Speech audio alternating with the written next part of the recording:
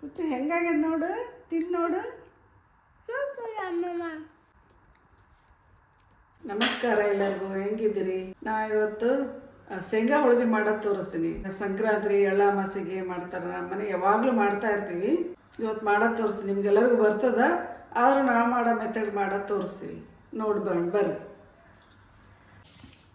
ಇದು ಹುರಿದು ಸಿಪ್ಪೆ ತೆಗೆದು ಶೇಂಗಾ ನಾವು ಚೆಂದಾಗಿ ಕೆಂಪಾಗಿ ಹುರಿದು ಸಿಪ್ಪೆ ತೆಗೆದಿವಿ. ಬೆಲ್ಲ ಸಣ್ಣಾಗಿ ತುರಿದು ಇಟ್ಕೊಂಡಿವಿ. ಎರಡು ಸೇರಿ ಮಿಕ್ಸರಿಗೆ ಹಾಕ್ಬೇಕು. 1 ಕಪ್ ಶೇಂಗಕ್ಕೆ 1/4 ಕಪ್ ಬೆಲ್ಲ. ನಮ್ಮ ಮನೆಗೆ ಸಿಹಿ ಜಾಸ್ತಿ ಬೇಕು, ಸ್ವಲ್ಪ ಸಿಹಿ ಹಾಕ್ತೀವಿ. ನೀವು ಸಿಹಿ ಹೆಚ್ಚು ಕಮ್ಮಿ ನೋಡ್ಕೊಂಡು ಹಾಕೋರಿ.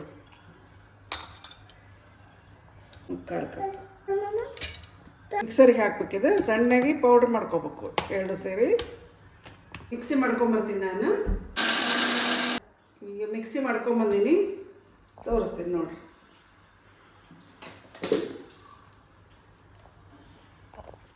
ಪೂರ ಸಣ್ಣ ಪೌಡ್ರ್ ಹಾಕ್ಬೇಕು. ಚೆಂದಾಗಿ 2 ಮಿಕ್ಸ್ ಆಗಿ ಹಿಂಗೆ ಮೆತ್ತಗೆ ಆಗ್ಬೇಕು. ಹಿಂಗೆ ಹಾಕ್ಬೇಕು. ಬೆಲ್ಲ ಮಿಕ್ಸರ್ ಮಾಡಿಕೊಂಡು ಇದು ಮಾಡಿಟ್ಟೀನಿ. ಕಡ್ಕ ಮಾಡ್ಲಿಕ್ಕೆ ಗೋಧಿ ಹಿಟ್ಟು, ಸ್ವಲ್ಪ ಚಿರೋಟಿ ರವೆ ಹಾಕ್ಬೇಕು. ಸ್ವಲ್ಪ ಚಿಟಿಗೆ ಉಪ್ಪು ಹಾಕ್ಬೇಕು. ಸ್ವಲ್ಪ ಎಣ್ಣೆ ಹಾಕ್ಬೇಕು.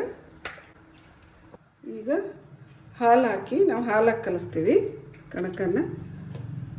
ಚಪಾತಿ ಹಿಟ್ಟಿಗೆ ಅದಕ್ಕೆ ಕಲಿಸ್ಕೋಬೇಕು. ನಾವು ಹಾಲಾಗಿ ಕಲಿಸ್ತೀವಿ, ನೀರು ಹಾಕ್ಬೇಕಾದ್ರೆ ಕಲಿಸ್ಕೋಬೋದು.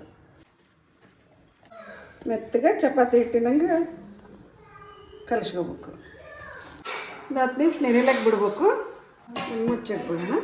ಶೇಂಗಾ ಬೆಲ್ಲ ಹಾಕಿ ಮಿಕ್ಸರ್ಗೆ ಇಲ್ಲಿ ಇದು ಮಾಡ್ಕೊಂಡಿವಲ್ಲ, ಇದಕ್ಕೆ ಏಲಕ್ಕಿ ಪುಡಿ ಸೇರಿಸ್ಬೇಕು. ಇದೆಲ್ಲ ಕಲಿಸ್ಕೋಬೇಕು. ಈಗ ಹಿಂಗೆ ಉದುರದ ಮಾಡ್ಲಿಕ್ಕೆ ಬರೋಂಗಿಲ್ಲ. ಸ್ವಲ್ಪ ಹಾಲು ಮಿಕ್ಸ್ ಮಾಡ್ಕೋಬೇಕು. ಸ್ವಲ್ಪ ಹಾಲು ಮಿಕ್ಸ್ ಮಾಡ್ಕೋಬೇಕು. ನೋಡ್ರಿ, ಹಿಂಗೆ ಮೆತ್ತಗೆ ಹೂರಣ ಮಾಡಿ ಇಟ್ಕೋಬೇಕು, ತುಂಬಲಕ್ಕೆ ಬರೋಂಗೆ. ಈಗ ಹೋಳಿಗೆ ಮಾಡೋದು ತೋರಿಸ್ತೀನಿ. ಗ್ಯಾಸ್ ಹಚ್ಚಿ ಹಂಚಿಕಾಯಲಕ್ಕೆ ಇಡ್ಬೇಕು. ಹಿಟ್ಟು ಕಲಸಿಟ್ಟಿದ್ನೆಲ್ಲ ಮೆತ್ತಗೆ ಹಿಂಗೆ ಕಲಿಸ್ಕೊಂಡದ್ದು ಮೆತ್ತಗಾಗಿರ್ಬೇಕು, ಅಂದ್ರೆ ಹೋಳಿಗೆ ಚೆಂದ ಬರ್ತಾವೆ. ಹಿಂಗೆ ಮಾಡಿಕೊಂಡು ಇದನ್ನು ಕಣಕದೊಳಗೆ ಶೇಂಗಾ ಬೆಲ್ಲದ ಹೂರಣ ಮಾಡಿವಲ್ಲ, ಇದನ್ನು ತುಂಬ್ಕೋಬೇಕು.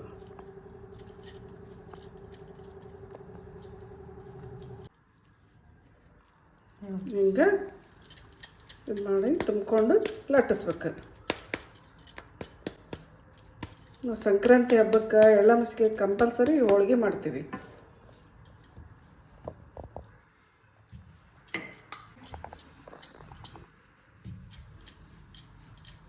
ಕಣಕ ಎಲ್ಲ ಪೂರ ತುಂಬಿ ಇದಾಗಿರ್ಬೇಕು, ಕಾಣಿಸ್ಬಾರ್ದು. ಅದು ಇದ್ರಾಗ ಮಾಡ್ಕೋಬೇಕು. ಈಗ ಹಂಚಿದ ಮೇಲೆ ಹಾಕೋದು. ಸ್ವಲ್ಪ ಎಣ್ಣೆ ಹಚ್ಬೇಕು. ಭಾಳ ಏನು ಹಚ್ಚೋದಿಲ್ಲ, ಸ್ವಲ್ಪ. ಒಂದು ಕಡೆ ಬೆಲ್ಲದ ತಿರುಗಿ ಹಾಕ್ಬೇಕು. ಮೇಲೆ ಸ್ವಲ್ಪ ಎಣ್ಣೆ ಹಚ್ಚೋದು. ಶೇಂಗಾದ ಹೋಳಿಗೆ ರೆಡಿ. ಮಾಡಿಟ್ಕೊಂಡು 8 ದಿವಸ ತನೂ ತಿನ್ಬೋದು, ಏನೂ ಆಗಂಗಿಲ್ಲ. ಎಲ್ಲರೂ ಟ್ರಾವೆಲಿಂಗಿಗೆ ಹೋಗ್ಬೇಕಾದ್ರೆ ಪ್ಯಾಕ್ ಮಾಡ್ಕೊಂಡು ಒಯ್ಬೋದು. ಇದ್ರ ಮೇಲೆ ಗಟ್ಟೆ ತುಪ್ಪ ಹಾಕ್ಕೊಂಡು ತಿಂದ್ರೆ ಮಸ್ತ್ ಆಗ್ತದೆ. ಮಾಡಿ ತಿಂದು ನೋಡ್ರಿ ನೀವು.